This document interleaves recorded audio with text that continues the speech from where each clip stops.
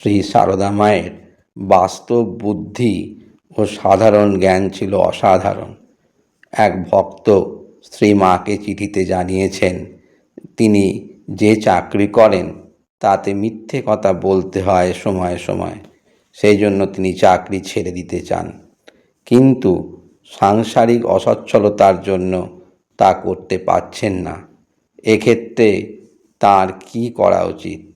মা চিঠিটা শুনে একটু ভাবলেন, তারপর সম্মুখে উপবিষ্ট পত্রলেখককে বললেন, তাকে লিখে দাও চাকরি না ছাড়তে। আজ একটু সামান্য মিথ্যে কথা বলতে ভয় পাচ্ছে, কিন্তু চাকরি ছেড়ে অভাবে পড়লে তখন চুরি ডাকাতি পর্যন্ত করতে ভয় পাবে না। কথার শেষ অংশে চুরি ডাকাতি পর্যন্ত করতে ভয় পাবে না এই কথাটি জোর দিয়ে 2-3 বার বললেন। পত্রলেখক মায়ের দূরদৃষ্টি দেখে অবাক হলেন।